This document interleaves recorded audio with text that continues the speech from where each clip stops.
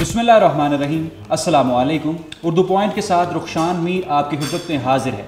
नाजरीन, आज हम फाटा की एजेंसी नॉर्थ वज़ीरिस्तान में मौजूद हैं, जो कभी दहशत गर्दों का गढ़ समझी जाती थी, मगर पाक फ़ौज की काविशों, जदोजहद और पॉलिटिकल इंतज़ामिया की मेहनत से अब हालात ये हैं कि हम लाहौर से चले और नॉर्थ वज़ीरिस्तान पहुँचे। हमें कोई मुश्किल का सामना नहीं हुआ, बड़े आराम से और बड़े इत्मीनान के साथ हमने सेफ़ ट्रैवल किया और यहाँ पर हम पहुँचे। मगर अभी भी कुछ मसाइल हैं जो ट्राइबल लोग करते हैं, और नॉर्थ वज़ीरिस्तान खैबर एजेंसी से ताल्लुक़ रखने वाले तालिब इल्म जो पंजाब में जाकर तालीम हासिल करते हैं या वाक़ई दारुल हुकूमत इस्लामाबाद में तालीम हासिल करते हैं, वो सोशल मीडिया पर बहुत से सवालात बुलंद करते हैं। तो आज वो सवालात होंगे और उनके जवाब देंगे कामरान अफरीदी साहब, जो कि नॉर्थ वज़ीरिस्तान के PA हैं, पॉलिटिकल एजेंट हैं और इंतहाई काबिल शख्सियत हैं। पेशा वराना सलाहियत के साथ साथ दूरअंदेश हैं, और जो यहाँ के लोग हैं, जो जैसा कि मैंने पहले अर्ज़ किया कि दूसरे शहरों में जाकर तालीम हासिल करते हैं, वो भी इनसे इजहार इत्मीनान ही करते हैं। कामरान अफरीदी साहब, बहुत शुक्रिया। सबसे पहले तो आपने अपना कीमती वक्त दिया उर्दू पॉइंट के नाजरीन के लिए। सबसे पहले आपसे जानना चाहेंगे कि जो लोग डिस्प्लेस हुए ऑपरेशन के दौरान, ऑपरेशन ज़रबे अज़ब 2014 में जो शुरू हुआ, बहुत से घर उसमें तबाह हुए, मस्मार हुए, अब क्या उनको दोबारा से घर मिल गए हैं, रेजिडेंस मिल गई है, या अभी तक वो कैंप्स वगैरह में ही ज़िंदगी बसर कर रहे हैं? बिस्मिल्लाहिर्रहमानिर्रहीम। सबसे पहले तो मैं आपका शुक्रिया अदा करता हूँ नॉर्थ वज़ीरिस्तान आने के लिए, और हमें हमारी जो एफ़र्ट्स यहाँ पे नॉर्थ वज़ीरिस्तान में जो बहुत अरसे से, बहुत शोहदा के खून के बाद, कुर्बानियों के बाद जो अमन अचीव हुआ है, उस पर हम समझते हैं कि ये हमारे लिए बहुत बड़ी इनकरेजमेंट है कि आप लाहौर से आए और हमें यहाँ पे सुना, हमारे मसाइल देखे, हमारी अचीवमेंट्स देखी, उसके लिए शुक्रिया। मैं नाज़रीन का भी बहुत शुक्रिया अदा करना चाहता हूँ। अस्सलाम वालेकुम मेरी तरफ़ से। सबसे पहले तो जी नॉर्थ वज़ीरिस्तान अल्हम्दुलिल्लाह अल्लाह ताला का लाख लाख शुक्र है, जैसे कि मैंने पहले अर्ज़ किया कि बहुत बड़ी कुर्बानियों के और खून बहा और बहुत शोधा की अपनी कुर्बानियों के बाद नॉर्थ वज़ीरिस्तान में अमन का क़याम हुआ।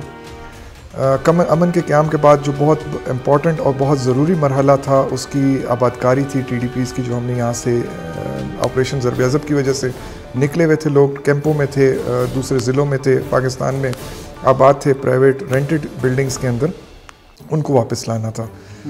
और बड़े ही कलील मुद्दत में हमने तकरीबन 92 to 95% आबादी वापस आ चुकी हुई है इस वक्त नॉर्थ वज़ीरिस्तान की। या मैं इसको अपने दूसरे अल्फाज में कहूँगा कि जो कोर एरियाज़ थे, मेन एरियाज़ थे, वो तो 100% सारे के सारे आ चुके हैं। अब बॉर्डरिंग एरियाज़ के साथ वाले जो देहात हैं, उधर का रिटर्न थोड़ा सा भी हमारा रहता है, ऑलमोस्ट बाकी सारा वापस आ गया। जहाँ तक बात आती है सहूलियात की, जो सहूलियात आप इस वक्त नॉर्थ वज़ीरिस्तान में देख रहे हैं, आज से 15 साल पहले ये चीज़ें नहीं थी। ना ये रोड इंफ्रास्ट्रक्चर था, ना वाटर सप्लाई स्कीम्स इस तरह की थी, ना दूसरी जो सहूलियात इस वक्त जिस पे काम हो रहा है। बहुत बड़ा एसेट्स, बहुत बड़ी फाइनेंशियल जो इंजेक्शन है बेसिकली, वो नॉर्थ वज़ीरिस्तान को लगा है दोबारा से इसको रिहेबिलिटेट करने के लिए। इसमें बहुत से सीगों की, आर्मी के इंजीनियरिंग कोर्स की, 7 डिवीज़न की, पॉलिटिकल इंतज़ामिया की, CNW डिपार्टमेंट की, RRU की, और बहुत से महकमे इसमें इन्वॉल्व हैं, जो कि NGOs हैं बहुत, जो इसमें इस वक्त काम कर रही हैं। लेकिन ये कह देना कि इस वक्त नॉर्थ वज़ीरिस्तान कम्प्लीटली जिन एरियाज़ को हम वापस रिटर्न कर रहे हैं, वहाँ पे तमाम ज़रूरियात ज़िंदगी मुकम्मल तौर पे मिल गई हैं, तो ये गलत होगा। एकदम से ऐसे हो भी नहीं सकता। रिटर्न का अपना एक पेस है, वापस लाने का, और आबादकारी का अपना एक पेस होता है। तरक्याती काम एक टाइम लेते हैं, उस टाइम फ्रेम में उन्होंने कंप्लीट होना होता है। अगर वाटर सप्लाई स्कीम है तो ओवर अ वीक नहीं बन सकती है, डेवलप हो सकती है। डेफिनेटली उसको बनने में, उसको फंक्शनल होने में उसको टाइम लगता है। फाइनेंशियल ईयर कम से कम उसको रिक्वायर्ड होता है मिनिमम, छोटी स्कीम के लिए। जो मेगा स्कीम्स हैं, मेजर स्कीम्स हैं, उनको हो सकता है कि 2 to 5 ईयर्स रिक्वायर्ड हो, टाइम फ्रेम रिक्वायर्ड हो। तो वो स्पेस को ये कह देना कि जी काम नहीं हो रहा, वो भी ज़्यादती होगी। काम हो रहा है। तमाम सेक्टर्स जहाँ पे जिन जिन चीज़ों की ज़रूरियात है वो आइडेंटिफाई हो चुकी हुई हैं। जो पब्लिक डिमांड्स हैं, पब्लिक नीड्स हैं, उनको बाकायदा जॉट डाउन कर दिया गया, लिख लिया गया, उनकी लिस्टें बना दी गई हैं, उनके ऊपर पॉलिसी मेकिंग हो चुकी है, उनकी प्लानिंग्स हो चुकी हैं, उनको फेजेस में तकसीम कर दिया गया हुआ है। जो इमीडिएट रिक्वायरमेंट होती है किसी भी एरिया को वापस लाने के लिए, पानी, बिजली, और ये वो हम साथ साथ कर रहे हैं। वो हमें परमानेंट रिकन्स्ट्रक्शन के नाम से फ़ंड मिलते हैं, जिन एरियाज़ का रिटर्न होता है वहाँ पे काम शुरू हो जाते हैं उनके रिटर्न के बाद। और जैसे जैसे आप भी देख रहे होंगे, अपने विज़िट भी आते हुए भी देखा होगा, जिन देहात में लोग वापस आ चुके हैं, जो पुराने आ चुके हैं उनके काम कंप्लीट हो चुके हैं। आपने सोलराइज वाटर सप्लाई स्कीम्स भी देखी होंगी, आपने मस्जिदें तक रिहेबिलिटेटेड देखी होंगी। हमने इवन इतने तक कि हमने मस्जिदें भी ठीक करके दी हैं और इंशाल्लाह आइंदा भी करेंगे इसमें। तो साथ साथ चीज़ें चल रही हैं, ये नहीं है कि हमने किसी को इग्नोर किया है या कोई हमारी नज़र में नहीं है। तो मेरे ख्याल में सम और अनदर काफ़ी मुतमईन हद तक डेफिनेटली जो बंदा जो ट्राइब वापस आई हो उसको एक फ्रस्ट्रेशन होती है, वो भी जेन्युइन है, उनकी भी डिमांड्स होंगी, लेकिन वो पेस की मजबूरी, कंस्ट्रक्शन वर्क्स की मजबूरी, वो हम कोशिश कर रहे हैं कि एट द मोस्ट हम जितना भी कर सकते हैं हम उसको अपनी पेस को इंक्रीज़ करें, लेकिन एक लिमिट से ज़्यादा इनहेरेंट प्रॉब्लम है। कामरान अफरीदी साहब, बतौर एक पॉलिटिकल एजेंट आप बहुत अच्छा काम कर रहे हैं और हम ये नॉर्थ वज़ीरिस्तान या फाटा से बाहर भी आपकी तारीफ़ सुनते हैं। नॉर्थ वज़ीरिस्तान, शुमाली वज़ीरिस्तान, जो नेम ऑफ टेरर समझा जाता था, दहशतगर्दी का गढ़, आप क्या समझते हैं कि अब यहाँ से मिलिटेंसी और मिलिटेंट ऑर्गेनाइजेशन या ऐसे लोग मुकम्मल तौर पर ख़त्म हो चुके हैं? जी बहुत शुक्रिया, आपने अप्रिशिएट किया। ऐसा है जी कि सबसे पहले तो आप यहाँ पे आए, आपने पूरा रोड से ट्रैवल किया, मेन हमारी जो शाहराह है जो नॉर्थ वज़ीरिस्तान की और जो इंटरनेशनल ट्रेड रूट है उस पे से होके आए हैं। जनरली आपको कहीं पे वेपन कल्चर नज़र नहीं आया होगा। ये north Waziristan almost weapon free हो चुका हुआ है। कहीं पे आपने ये नहीं देखा होगा कि किसी ने प्राइवेट बॉडीगार्ड्स या सिक्योरिटी गार्ड्स अपने साथ लेके फिर होगा, आपको पूरे रास्ते में कहीं पे नज़र नहीं आया होगा। ये ऐसे हालात नहीं थे। आज से कुछ साल, चंद साल पहले ये आपको मतलब state with in a state बन चुकी हुई थी। Judicial matters, law enforcement agencies, administrative matters सारे के सारे किसी और के हाथ में थे।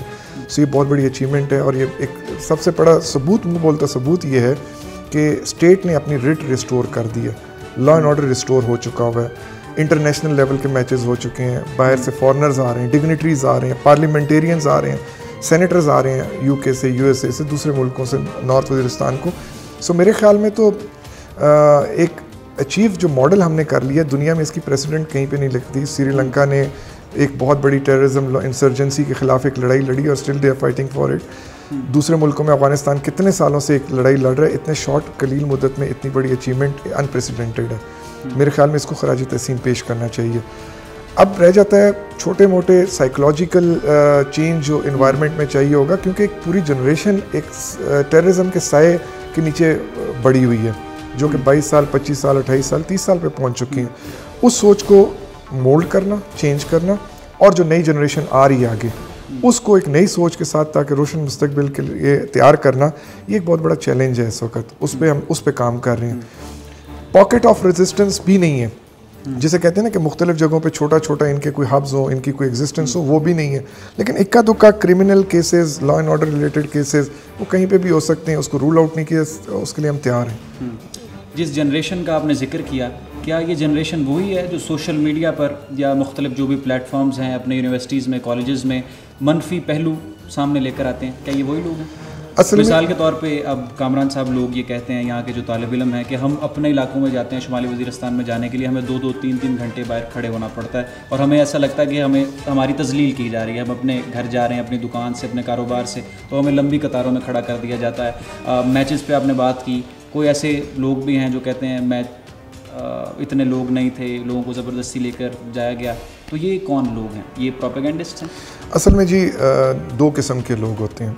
एक वो होते हैं जो प्री सेट माइंड के साथ किसी के एजेंडे के ऊपर उसके अलाकार बन के उसको टास्क दिया जाता है, और they can be facilitators, they can be supporters, they can be motivators, जो कि किसी अज़ाइम के तहत काम करते हैं। एक होती है इनोसेंट मॉब। ये एक कांस्टेंट लड़ाई है जो आपने हर पढ़े लिखे पाकिस्तानी ने और मुहिब वतन पाकिस्तानी ने, जो फाटा से भी हो सकता है, लाहौर से भी हो सकता है, कराची से भी हो सकता है, जिसने लड़नी है। सबसे पहले टारगेट अगर किसी चीज़ को किया जा सकता है, वो इंस्टीट्यूशंस को किया जा सकता है कि इंस्टीट्यूशंस को डिफेम कर दो, इंस्टीट्यूशन को वीकन अप कर दो और मॉब के जहन में उनके ख़िलाफ़ इस तरह की चीज़ें डाल दो कि वो अपनी इंस्टीट्यूशन को डिसलाइक या नापसंद करना शुरू कर दें। इसके पीछे गैर मुल्की एजेंसी है? इसमें पाकिस्तान दुश्मन कोई भी हो सकता है। जो भी पाकिस्तान को नहीं पसंद करता, पाकिस्तान के वजूद को नहीं पसंद करता, डेफिनेटली वो इसमें इन्वॉल्व होंगे। लेकिन उसके बजाय सोचने के कि वो एक ज़िम्मेदार इदारे उसके लिए काम कर रहे हैं, मेरा और आपका पाकिस्तानी ये काम होना चाहिए कि हम उसका काउंटर प्रोपेगेंडा या काउंटर कैंपेन भी करें। हम भी ये आवाज़ पहुंचाएं, जैसे आज आप आए, आपने ये चैलेंज लिया कि मैं नॉर्थ आना चाहता हूँ। आप आएँ, मैं दूसरों को इनवाइट करूँ, लोग आएँ, वो देखें कि आया जो काम यहाँ पे हो रहे हैं, इवन चेक पोस्टों पे जो चेकिंग हो रही है, ये भलाई के लिए हो रही है या बुराई के लिए हो रही है। Checking for the purpose of safety of masses या इज्तिमाई लोगों की सेफ्टी के लिए, हमारी बच्चियाँ जो स्कूल जाती हैं, बच्चे जो स्कूल जाते हैं, जो महफूज जा रहे हैं, उसकी वजह से अगर किसी को थोड़ी सी कुर्बानी देनी पड़ती है चेक पोस्ट की, तो वो मेरे ख्याल में ज़रूरी है। कभी कभी स्टेट के कुछ फैसले नापसंदीदा होते हैं, ज़रूरी नहीं है कि स्टेट का हर फैसला पॉपुलर फैसला हो, लेकिन स्टेट को फैसला मुज्तमाई तौर पे मुल्क की सलामती के लिए, अमन के लिए, ज़िंदगी बचाने के लिए लेने पड़ते हैं। तो मेरे ख्याल में वक्त के साथ साथ जब ये कॉन्फिडेंस रिस्टोर होगा, चीज़ें इंप्रूव होंगी, अभी तो बहुत थोड़ा वक्त हुआ है, बिल्कुल, तो थोड़ा सा टाइम लगेगा, थोड़ा सा पेशेंस हमें भी लोगों में डालना है कि कुछ पेशेंस के साथ काम करें, इकट्ठे होकर यूनिफाइड तरीके से अपने इंस्टीट्यूशंस को स्ट्रेंथन करें। आज अगर हमें खुददारी, हमें अपना अना, हमें अपनी फ़ख्र आएगी इदारों में, तो इदारे कल सर उठा के और ज़्यादा इम्प्रूव करेंगे चीज़ों को। लेकिन अगर आज ये डिमोरलाइज हो जाएंगे तो जो एक अर्ज होती है काम करने की, डिलीवर करने की, वो भी ख़त्म हो जाएगी। फिर कामरान साहब, चंद एक सवाल और, जिस तरह से अब आप एंटी नारकोटिक्स एक कैंपेन आपने डेवलप किया है, यहाँ पर जो मनशियात के इस्तेमाल में मुलविस लोग हैं उनको किस तरह से रोका जाए, ये जो लोग प्री माइंडसेट कह लीजिए या किसी और के प्रोपेगेंडे में शामिल होने वाले जो इस तरह की कैंपेन चला रहे हैं, जो इस तरह की बातें कर रहे हैं, उनके लिए भी कोई स्ट्रेटेजी आपने तैयार की है? एजुकेशन? जी, मेरे ख्याल में तो बुनियाद सारी चीज़ों की एजुकेशन से ही है। आज ही एक मौलाना साहब मेरे पास आए हुए थे आपस में ऑफ द वो, उन्हें बड़ी प्यारी बात की कि अगर कहते हैं कि एक कुत्ता अगर किसी बर्तन में मुंह मार ले तो उसको आपको बड़े रगड़ के और कोयले से और धो के, बस बता रहे थे कि गर्म करके स्टेरिलाइज करना पड़ता है। लेकिन वही अगर आप उसको सिखाएं और तालीम दें, शिकार का तरीका सिखाएं, वो शिकार अगर पकड़ते हैं तो वो हलाल होता है। तो एजुकेशन एक ऐसी चीज़ है कि वो हर चीज़ का खुद ब खुद तोड़ निकाल लेती है। मेन फोकस तो हमारा होना चाहिए कि जो हमारी नई जनरेशन है वो एजुकेटेड हो, चीज़ों को समझना शुरू कर दे खुद ही। अनफॉर्चुनेटली जो हमारे कौम के ममार हैं, जिसकी वजह से मैं और आप इधर बैठे हैं, अल्लाह ने इज़्ज़त दी हुई है, वो उस्ताद हैं। उस्ताद की एक अपनी हैसियत होती है, रूहानी बाप कहते हैं उसको। वो इसलिए कहा जाता है कि वो अपने किरदार के साथ बच्चे को ग्रूम करता है, अपने उसकी जो करेक्टर बिल्डिंग है उसमें कंट्रीब्यूट करता है। यहाँ पे टीचर्स ज़्यादातर नहीं आ रहे, स्टूडेंट्स बैठे हुए हैं और टीचर्स को पकड़ पकड़ के ला के कब तक आप उनके खिलाफ डिसमिसल की या सस्पेंशन की ये कार्रवाइयाँ करते रहेंगे। सो मेरे ख्याल में कम्युनिटी को इस चीज़ पे भी जागना चाहिए। स्कूल्स कितने हैं सर इधर शुमाली वज़ीरिस्तान में? ऑलमोस्ट 900 गर्ल्स एंड बॉयज़ मिला के हैं। गवर्नमेंट स्कूल्स हैं। अच्छा। उनमें से जो हमारे ओपन एरियाज़ में, ओपन का मतलब ये है कि जहाँ पे रिटर्न हो चुका है, ओपन एरियाज़ के स्कूल खुल चुके हैं तकरीबन कुछ 600 650 के करीब, मेरे ख्याल में फिगर में जहन में पूरा इतना नहीं है, लेकिन इतने स्कूल हैं जो ओपन एरियाज़ में हैं। बाकी 300 350 वो हैं जो कि क्लोज़ एरियाज़ हैं अभी तक। तो क्लोज़ एरिया तो जब तक आबादी नहीं की तो वो क्लोज़ में आते हैं, बाकी ओपन एरियाज़ के स्कूल फंक्शनल हो चुके हैं। आबादी 6 से 7 लाख के दरमियान है तकरीबन नॉर्थ वज़ीरिस्तान की। और मरदमशुमारी में जो नताइज आए, मेरे ख्याल मरदमशुमारी 5 लाख के करीब, 6 लाख से इतना ही लोगों ने। आप क्या समझते हैं? जी, हमने अपनी तरफ से तो रिजर्वेशन भेजी थी कि यहाँ पे नॉर्थ वज़ीरिस्तान के लोग TDPs हैं और अनफॉर्चुनेटली वो रजिस्टर हुए होंगे दूसरे ज़िलों में जहाँ पे वो बैठे हैं, क्योंकि सेंसस का जो तरीक़ाकार आप जहाँ पे बैठे हैं वहीं पे आपकी रजिस्ट्रेशन हुई है। तो लेकिन उस वक़्त ये सेंसस शेड्यूल था, होना था उस तरीके से, तो शायद अगर वो TDPs ना होते और ये रिटर्न हो चुका होता दूसरी जगहों से, तो यहाँ पे आबादी पे काफ़ी थोड़ी और इम्प्रूव्ड होती।